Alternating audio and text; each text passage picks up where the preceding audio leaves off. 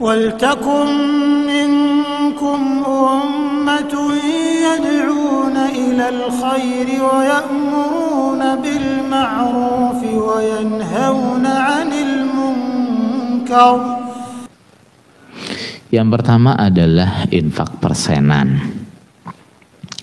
Jelas itu adalah infak yang bid'ah. Nah, itu adalah bid'ah. Dan bagi yang menarik itu adalah penganiayaan, mengambil harta orang Islam tanpa hak. Tentu. Nah, bagi yang mengambil itu adalah mengambil harta orang Islam tanpa hak. Wa ulaika humul muflihun. Saudara sekalian, masih ingat infak yang ditanyakan, yang ditagih oleh pengurus-pengurus itu infak seperti apa? Yang pertama adalah infak persenan. Jelas itu adalah infak yang bid'ah. Nah, itu adalah bid'ah. Dan bagi yang menarik itu adalah penganiayaan, mengambil harta orang Islam tanpa hak. Tentu. Nah, bagi yang mengambil itu adalah mengambil harta orang Islam tanpa hak.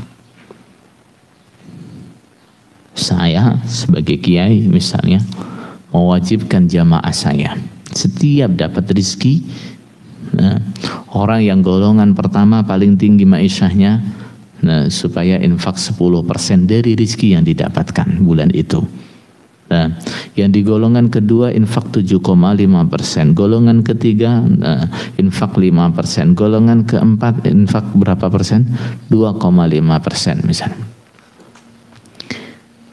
Boleh enggak itu secara hukum? Enggak boleh.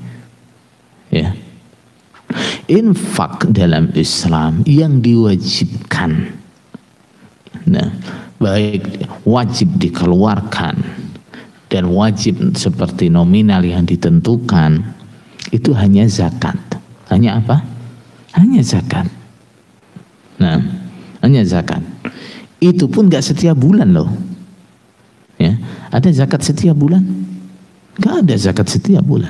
Zakat itu setiap 1 tahun sekali. Nah, itu pun hanya berapa?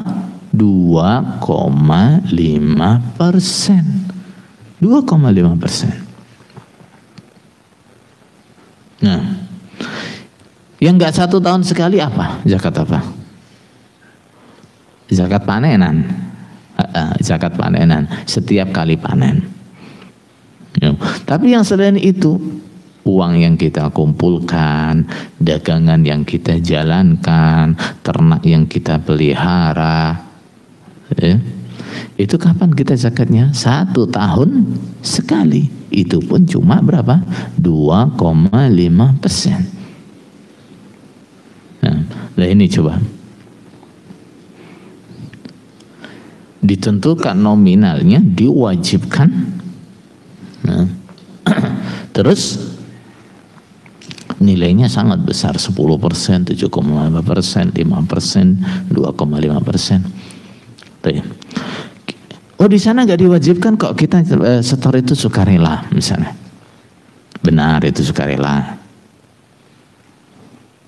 Seandainya nggak pernah setor persenan, bagaimana tanggapan pengurusnya? Seandainya yang sudah nggak setor persenan, nggak dianggap nyimpang nanti. Kalau sudah nggak persenan, sudah dianggap nggak paham. Ya, bahkan ada yang anggapannya khianat kepada Bapak Imam. Nah, yang lebih parah lagi, nah ini berarti sudah nggak jamaah. Padahal nggak jamaah itu apa artinya? Di pemahaman juga nggak jamaah itu berarti sudah kafir. Coba, Nah, ini kalau kita kita runut ini jadi nawaqidul Islam yang baru. Nah, nawaqidul Islam yang baru, perusak Islam yang baru ini. Orang dihukumi murtad karena apa? Karena tidak setor persenan. Coba, tidak dihukumi murtad karena nggak setor persenan. Aturan infaknya sudah bid'ah, melanggar Quran hadis. Yang tidak mengikuti dihukumi murtad. Ini penyimpangan apa bukan? Ini penyimpangan. Paham tuh? Walaupun mereka berdalih kita nggak diwajibkan kok, enggak. Nah, kalau nggak diwajibkan, insya Allah jamaahnya banyak yang nggak setor. Kalau itu nggak diwajibkan. Nah, kalau nggak diwajibkan, insya Allah yang setor nggak banyak. Nah, adanya semuanya tertib harus setor di awal bulan, menjelang daerahan, ditangi ke rumah-rumah. Itu apa itu? Karena apa? Karena diwajibkan. Nah, itu. Dan seharusnya itu gimana sih?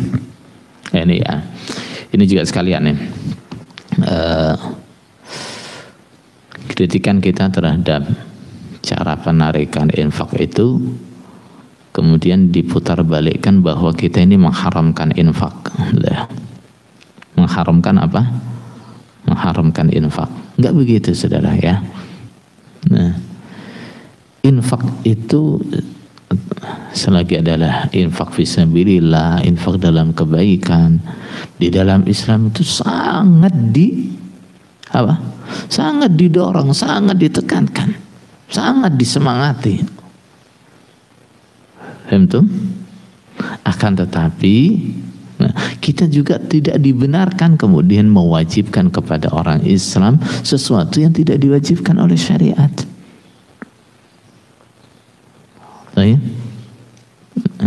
Apalagi ini urusan harta lah ya. Orang Islam itu hartanya haram, kehormatannya haramnya, dan apalagi darahnya juga haram. Kalau hartanya kita ambil tanpa hak, kita menganiaya. Rasulullah SAW ketika beliau membutuhkan dana-dana, biaya-biaya, apa yang beliau lakukan? Menyemangati sahabat-sahabatnya untuk berinfak. Nah, bukan mewajibkan sahabat-sahabatnya kamu sekian, kamu sekian, kamu sekian, enggak. Nah, tapi dengan apa? Disemangati, ayo infak sebanyak-banyaknya, kita butuh biaya untuk ini. Nah, misalnya ketika beliau akan pergi perang, dananya kurang, peralatan kurang, maka beliau akan mengumpulkan sahabatnya, disemangati untuk infak. Ayo infak, kita wujudkan ini peralatan perang, kendaraan perang. Begitu caranya. Betul? Nah, jadi kalau kita butuh biaya untuk kegiatan dakwah, untuk kemaslahatan orang banyak, bikin masjid dan seterusnya misalnya, bukan dengan cara kamu harus sekian, kamu sekian, kamu sekian, enggak. Nah, tapi dengan cara apa? Orang dikumpulkan ya, dijelaskan apa sih keutamaannya kalau kita infak untuk bangun masjid, apa sih keutamaannya kalau kita infak untuk bangun pondok, apa sih keutamaannya kalau kita infak untuk membiayai santri misalnya. Dikumpulkan, disemangati dia untuk apa? Untuk berinfak begitu, tanpa kita mewajibkan kepada mereka harus infak berapa. Bentum.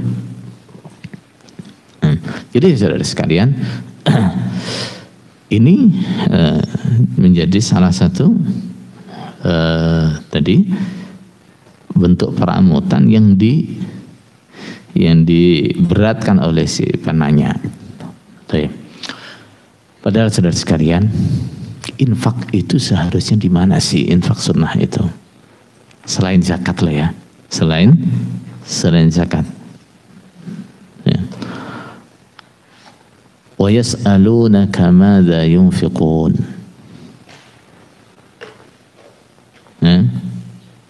Mereka bertanya kepadamu apa yang harus mereka infakkan.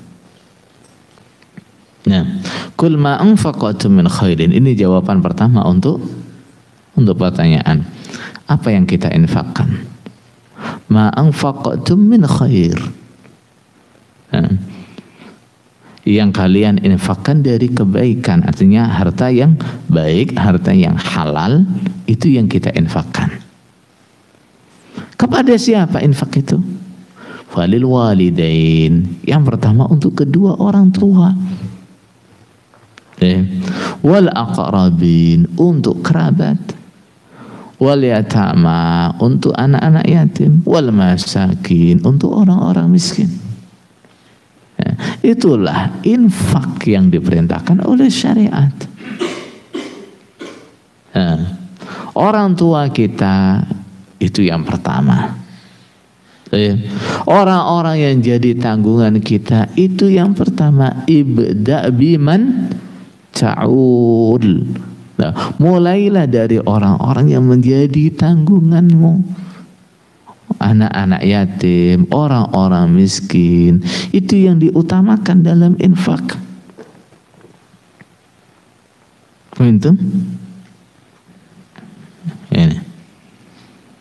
Ya, kita di dalam Jukam diarahkan cara seperti itu apa enggak kalau infak? Coba kalau punya rezeki longgar, ya, setelah zakatnya dikeluarkan, utamakan orang tuanya dulu, utamakan keluarganya dulu, utamakan anak-anak yatim, utamakan orang-orang miskin. Kita diarahkan begitu apa enggak di Jukam? Enggak. Ya, kalau dapat rezeki, pertama apa? Persenannya dulu, ya, persenannya dulu. Bahkan ini penghasilan yang sudah nggak cukup pun untuk apa? Keperluan rumah tangga, tetap harus disempat-sempatkan, dikeluarkan persenannya. Kenapa katanya? Kalau sampai nggak dipersen, ini ibaratnya kita makan ayam sak taek-taeknya, sak bulu-bulunya. Keluarganya kekurangan, nggak cukup. Orang tuanya nggak pernah dibantu.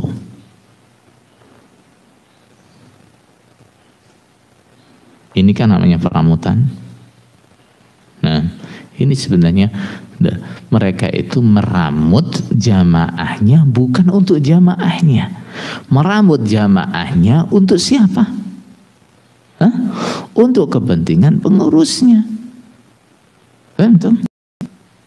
Nah, ya wajar dong kalau sapi perah itu dikasih rumput, dikasih makan. Ya enggak? Wajar. Nah, sapi perah itu dikasih rumput itu wajar. Kenapa? Dia mau diperah susunya.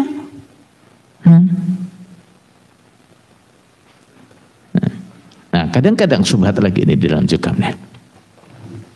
Ketika ada turun sedikit bantuan dari imamnya, nah, ada bantuan 100.000 untuk du'afa, ya, ada bantuan berapa juta untuk bangun masjid. Wah, dianggap nih bentuk peramutan Bapak Imam kepada jamaahnya.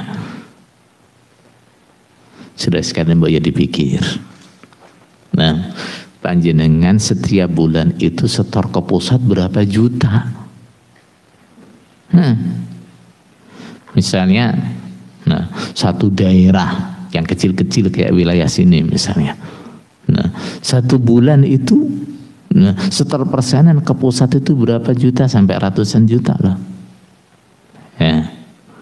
Kemudian datang bantuan dari pusat 20 juta untuk bangun masjid, ya, apalagi berapa ratus ribu untuk du'afa. Ya. Terus panjenengan kemudian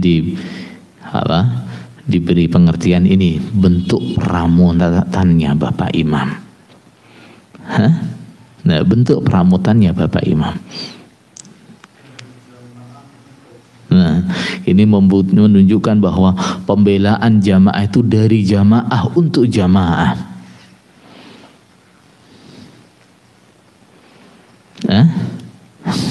Coba itu dipikir gitu loh ya, itu dipikir.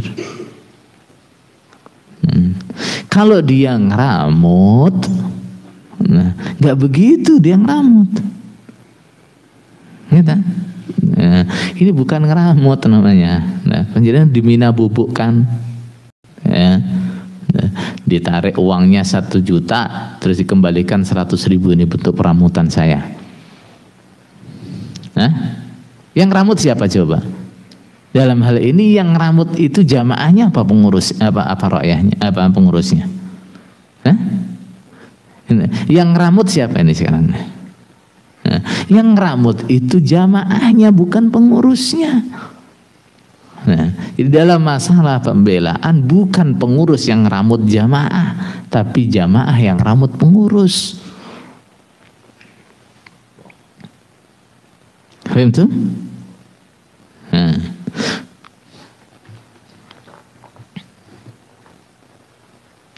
Jadi maka